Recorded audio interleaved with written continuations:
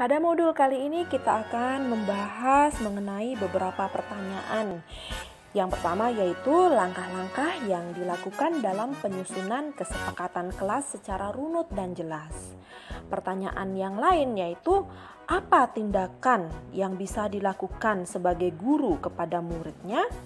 Pertanyaan yang ketiga yaitu percakapan sebagai guru dengan murid ketika menyusun kesepakatan kelas. Pertanyaan keempat yaitu respon murid dalam berperilaku setelah kesepakatan kelas itu dibuat. Dan pertanyaan yang terakhir yaitu tantangan atau keberhasilan yang ditemui selama proses tersebut.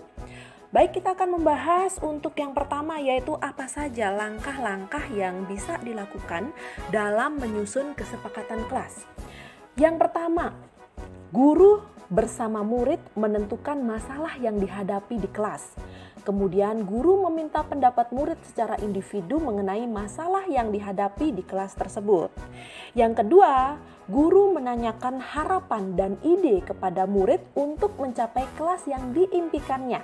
Misalnya, kelas yang aman dan nyaman untuk kegiatan pembelajaran. Langkah yang ketiga yaitu murid menuliskan harapan dan ide mereka. Hal ini lebih efektif daripada menyampaikan apa saja larangan yang tidak boleh dilakukan. Selanjutnya, langkah keempat yaitu guru mengambil kesimpulan dari ide yang disampaikan murid. Ide yang disampaikan dan diperoleh dari murid ini akan disimpulkan bersama oleh guru dan murid.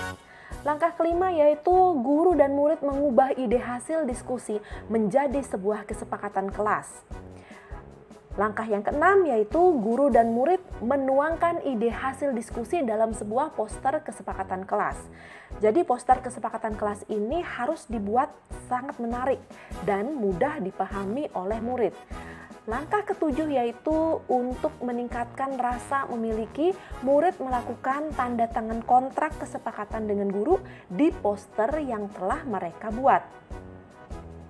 Langkah ke-8 yaitu poster kesepakatan kelas yang sudah dibuat ini harus diletakkan di tempat yang mudah dilihat dan tempat yang strategis. Dan langkah yang terakhir yaitu guru harus melakukan refleksi kesepakatan kelas dengan murid secara berkala dan berkesinambungan. Jadi guru akan menanyakan perkembangan dan hal yang perlu diperbaiki lagi. Selanjutnya, hal-hal yang telah diperbaiki itu akan dipergunakan untuk melakukan kesepakatan kelas berikutnya.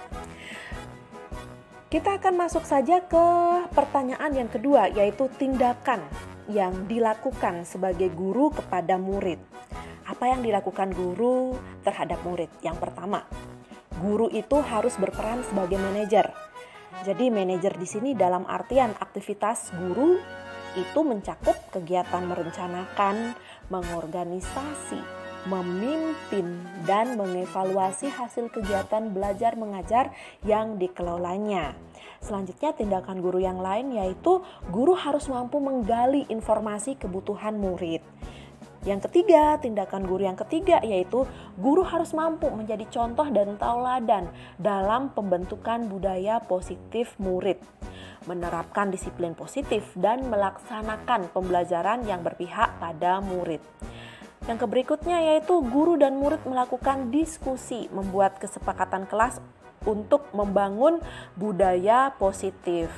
Nah, selanjutnya guru bersama murid membuat poster kesepakatan dan ditandatangani poster itu secara bersama-sama yaitu antara murid dan guru. Tindakan guru berikutnya yaitu guru dan murid akan melaksanakan kesepakatan yang telah dibuat dengan penuh komitmen dan tanggung jawab. Dan yang terakhir adalah terhadap kesepakatan kelas ini, guru dan murid akan melakukan refleksi secara berkala dan berkesinambungan. Untuk pertanyaan yang ketiga yaitu percakapan sebagai guru dengan murid ketika menyusun kesepakatan kelas. Apa yang saya lakukan di dalam penyusunan kesepakatan kelas bersama murid-murid saya?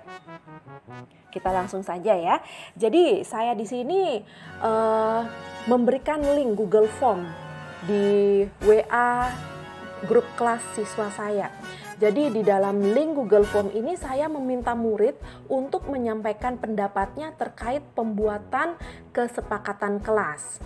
Selanjutnya saya pun memberikan kebebasan berpendapat kepada murid dalam menyampaikan pendapatnya terkait kesepakatan kelas yang akan kita buat. Selanjutnya, saya memberikan pertanyaan bagaimana kondisi kelas yang diimpikan murid saya. Saya pun menyampaikan kepada murid harus menghindari kata-kata dilarang dan jangan, tetapi lebih membuat penekanan pada kesepakatan kelas, misalnya ya, saling menyayangi, semangat, peduli, dan lain-lain. Jadi kesepakatan kelas itu tidak terlalu banyak, walaupun sedikit, asalkan kesepakatan kelas ini mudah dipahami dan mudah dilakukan oleh siswa. Dan yang terakhir yaitu tindakan saya, yaitu murid menyampaikan ide dan harapannya kepada guru terhadap kondisi kelas yang mereka impikan. Jadi guru dan murid di sini membuat kesimpulan tentang kesepakatan kelas yang dibuat gitu. Jadi selanjutnya guru dan murid melakukan umpan balik tentang pelaksanaan kesepakatan kelas yang sudah mereka buat. Kan kebebasan berpendapat kepada murid dalam menyampaikan respon murid dalam berperilaku setelah kesepakatan kelas dibuat. Bagaimana responnya? Yang pertama yaitu diharapkan murid akan mulai melakukan perubahan dalam berperilaku di kelas. Yang kedua, diharapkan murid akan lebih konsisten melaksanakan kesepakatan kelas yang sudah dibuat. Yang ketiga yaitu murid agar lebih berhati-hati ketika akan melanggar kesepakatan kelas yang sudah dibuat. Bagi murid-murid yang melanggar kesepakatan kelas, jadi murid ini tidak diberikan hukuman, melainkan lebih kepada konsekuensi disiplin. Yang keempat yaitu diharapkan murid menjadi lebih akrab dengan guru, sehingga guru akan merasa senang dengan kondisi seperti ini. Jadi ada ikatan batin antara siswa dan guru.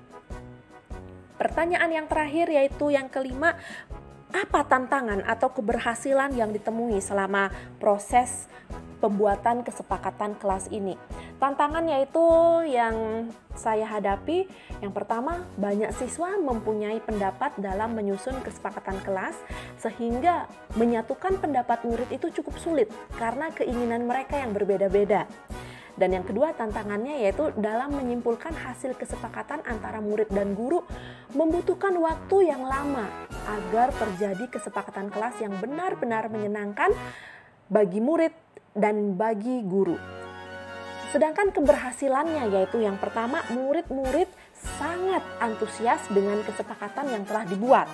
Selanjutnya, murid-murid setuju sekali dengan kesepakatan kelas yang mereka buat. Murid-murid siap melaksanakan kesepakatan kelas yang dibuatnya. Dan yang terakhir, dengan adanya kesepakatan kelas diharapkan akan terjadi perubahan perilaku ke arah positif. Baik, 5 pertanyaan sudah saya jelaskan. Nah, sekarang saya akan mencoba untuk membuat sebuah poster dengan mengacu pada pembahasan saya yang tadi mengenai langkah-langkah bagaimana menyusun sebuah kesepakatan kelas. Kita langsung saja akan melihat poster yang saya buat di sini. Oke, jadi poster mengenai kesepakatan kelas yang telah saya bersama murid-murid sepakati, yaitu posternya dengan judul Guru Asik, Murid Fantastik. Nah, jadi poster kesepakatan kelas ini berasal dari rangkuman ide maupun pendapat siswa yang saya rangkum menjadi sebuah kesepakatan kelas. Adapun kesepakatan kelas ini saya buat bersama murid-murid saya di kelas 9I. Nah, murid-murid saya di kelas 9I ini membuat kesepakatan kelas yang sangat luar biasa. Ada berbagai macam ide mereka, berbagai macam pendapat mereka terhadap kelas impiannya. Nah, saya sudah rangkum di sini, yaitu yang pertama, harus datang tepat waktu. Yang kedua, sebelum pembelajaran dimulai diharapkan melakukan kegiatan literasi terlebih dahulu. Mereka juga menginginkan agar tugas yang dibebankan tidak terlalu banyak. Selanjutnya, di dalam proses belajar mengajar di kelas diharapkan tidak ada siswa yang ribut, tidak ada siswa yang mengganggu temannya. Terus mereka juga menginginkan untuk memberikan tambahan-tambahan soal. Nah, dari kesimpulan itu saya membuatnya dalam bentuk guru, sahabat, siswa dalam poster seperti ini. Yang pertama, guru, sahabat, siswa itu artinya apa? Guru tidak boleh pilih kasih.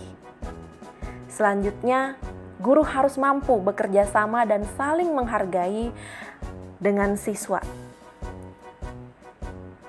Dan berikutnya, pembelajaran agar dikemas sangat menyenangkan. Dan yang terakhir, guru itu harus humble.